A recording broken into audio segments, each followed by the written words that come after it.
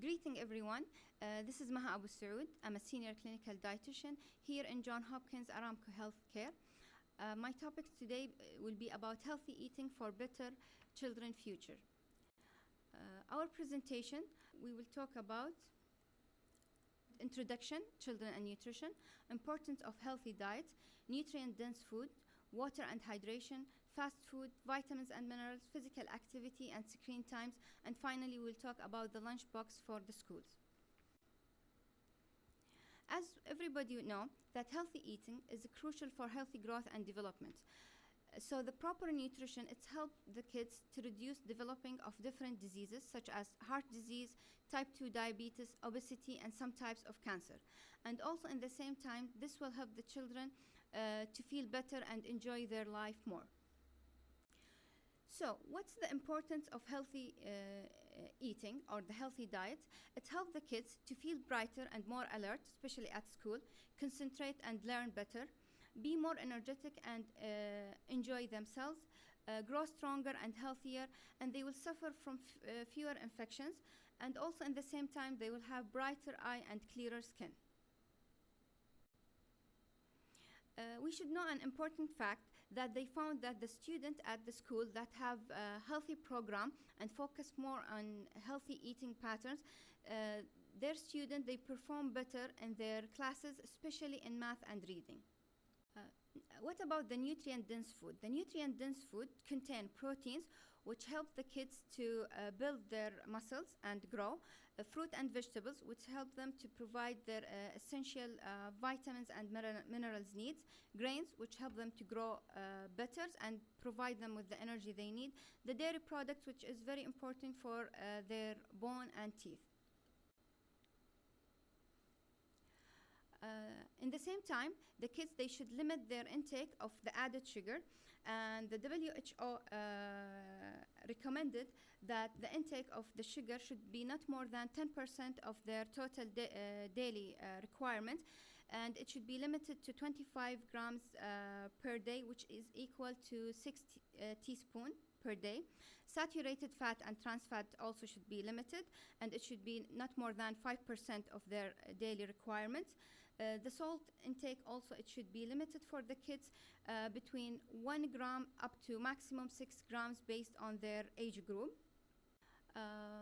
What about the water? As we know that the water is very essential for the hydration, but what is the importance of the water? The water is very essential for the brain function, the alertness of the kids, their concentrations, growth, and learning. So how can we promote water at school? When schools have more water fountains and they provide cups in the, near the fountains, they found that the students drink more water. They found also that more students drink water and the student will consume less sugary drink. But the question, what they should drink? The kids, they should focus more to drink water, and it should be encouraged. Sugary drink must be avoided, and the energy drink should be avoided at all until the age of 18. How much water you need to drink? It depends on the age group. The kids, they should have between 4 up to 8 years, around 5 cups per day, which is the cup equal to 240 ml. Between the age 9 to 13, for the girls, they should have 7 cups, for the boy around 8 cups. Above 14 years age, the girls, they should have about 8 cups, and the boys, they have to take more, which equal to 11 cups per day. Very important topics for the kids is the fast food and why it's not good for them. As we know that few essential nutrients such as vitamins and minerals contain in the fast food, and usually the fast food have high in trans fat, artificial additive, and sugar, and all of this result in reduced attention span, slower reaction times, affect their intellectual development even if the child is very active, and usually at the end it will contribute to the obesity epidemic. Some studies show that the daily consumption of the fast food linked to the children's poor academic achievement and delay in their cognitive development. What about vitamins and minerals? There are many types of vitamins and minerals essential and very crucial for the pediatric populations, such as calcium, zinc, omega-3, and we will talk about them. So if we talk about the calcium in the beginning, the calcium is mineral that many parts of the body need. Its main job to build strong bones and teeth, which contain 99% of the body calcium. The calcium requirements, it's based also on the age group. Between 1 to 3 years, the calcium requirements around 700 milligrams, which equal to 2 cups of milk or food equal to 700 milligrams, and we will talk about it later on also. Between 4 to 8 years, their calcium requirements, it's become more, around 1000 milligram, which equal to 3 cups of milk or food equal to 1000 milligram. And between 9 to 18 years, the calcium requirement 1300 milligram, which equal to 4 cups of milk or food equal to 1300 milligrams. But what is the calcium sources? Food sources that contain same amount of calcium as 1 cup of cow's milk, it include the plain yogurt, cheddar cheese, tofu, soya milk, Swiss cheese, mozzarella, and cooked spinach. And other food sources that contain same amount of calcium as half to 3/4 cup of cow's milk include cooked broccoli, pink salmon, American cheese, cottage cheese, Velveeta cheese, dark greeny leafy vegetables, whole wheat bread fortified with calcium, and the sesame seeds. But what about the iron? The iron, it's very important for the kids. Usually, the iron helps to move the oxygen from the lung to the rest of the body and help the muscle to store the used oxygen. Many kids, we found that they have iron deficiency, and it's very common, especially above the age of 1 year. And untreated iron deficiency can affect their growth and development, and many kids, you can find that they have poor appetite, and it's limit their intake. So the iron requirement for the kids, also it's based on their age group. Between 7 to 12 months, it should be recommended to have 11 milligrams. Between 1 to 3 years, 7 milligrams. 4 to 8 years, 10 milligram. 9 to 13 years, 8 milligrams.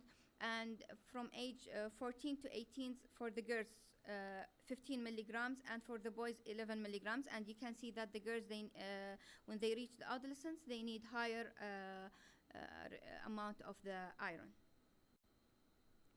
What are the iron sources? The good sources of iron is beef, lamb, liver, and other organ meat, iron enriched cereals, bread, pasta, and rice, poultry such as chicken, fish, leafy greeny vegetables, and usually any plant source, it should be fortified or added with source of vitamin C for better absorption. Legumes such as lime beans, green peas, dry beans, and peas, yeast leavened and whole wheat bread and rolls. Zinc. The zinc is very important for the growth, for the development, and the cognitive function for the kids. Mild to moderate zinc deficiency usually associated with reduced growth and development, reduced immunity of the kids, delay their cognitive development, and also the memory, attention, and behavioral developmental. Zinc requirement for children, usually between the age of 0 to 6 months, they need 2 milligrams. From 7 to 12 months, they need around 3 milligrams. 1 to 3 years, 3 milligrams. And it's reached up to 9 milligrams to age of 14 to 18. Omega-3, which is usually a very interesting topic for the kids, because the omega-3 is a very essential fatty acid. It helps to feed the brain and keep it healthy, develop their central nervous system, cardiovascular system, help the body to absorb different nutrients. And there are many research suggests that omega-3 fatty acids help to manage psychological and behavioral conditions. Omega-3 fatty acid also important for the good eyes for the kids. And the recommended intake for omega-3 based on their age group between 0 to 12 months, 0.5 gram per day, between 1 to 3 years, 0.7 grams per day, and between 4 to 8 years, 0.9 grams, 9 to 13 years, for the boys 1.2 grams, and for the girls 1 grams.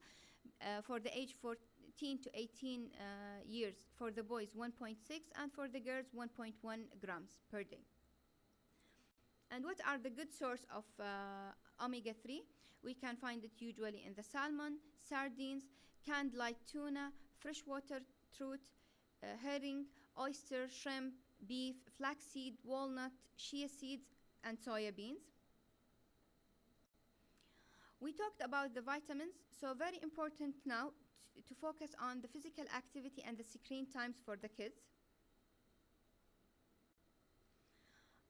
Physical activity, it should be minimum 30 minutes per day, and it's preferably to increase to 60 minutes per day. Moderate to vigorous activity, and plus the the exercise, they should focus on more active lifestyle and not always sitting in front of the TV or any type of screen. The recommended step for the girls per day around 12,000 steps per day, and for the boys it reached 15,000 steps per day if we compare to 10,000 steps for adults. As we can see, the WHO recommendation for children between 5 to 7 years, which is usually they should be very active, they should do at least 60 minutes daily of moderate to vigorous intensity, mostly aerobic physical activity. They should do vigorous to intense aerobic activity that strengthen muscles and the bone at least 3 days per week, and in the same time to limit the amount of time spent sitting around, particularly sitting in front of screen. And this leads us to the technology use guidelines. This is also the guidelines for the time spent on front of the screen.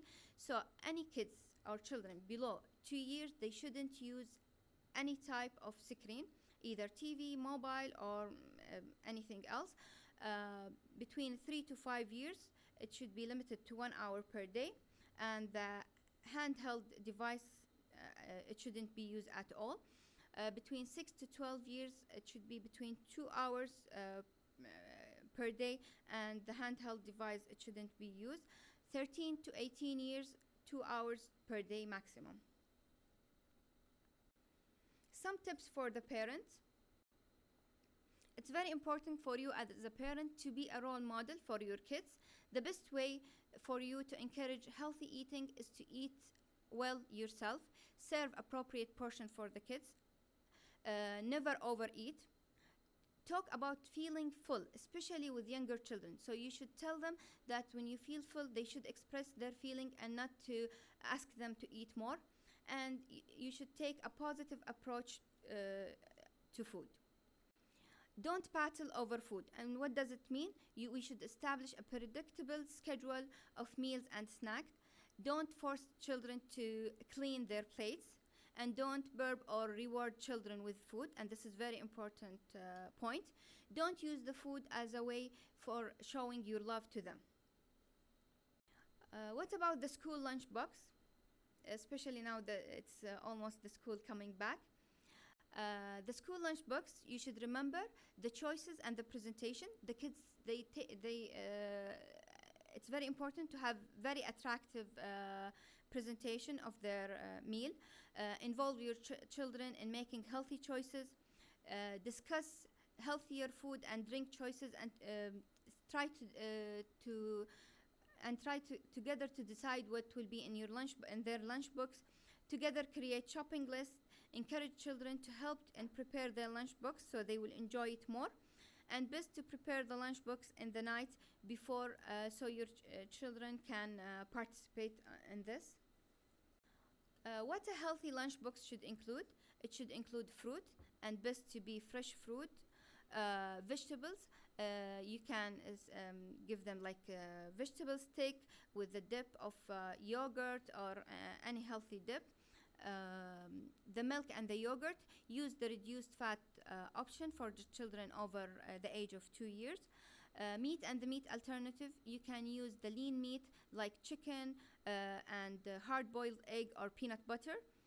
Grain or cereals, bread and crackers should be whole grains, better because of the fiber content of it. The drink, usually the tap water is the best for them. So what's not to put in their lunchbox? We should avoid the sweet drinks such as fruit juices, dried fruit bars. As we said, the fresh fruit, it's better.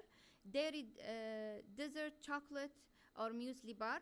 Chocolate separate, jams or honey or sandwich on the sandwich. Fatty, salty processed meat, and oven baked savory biscuits. And finally, your health is an investment, not an expense, so please invest in your child health.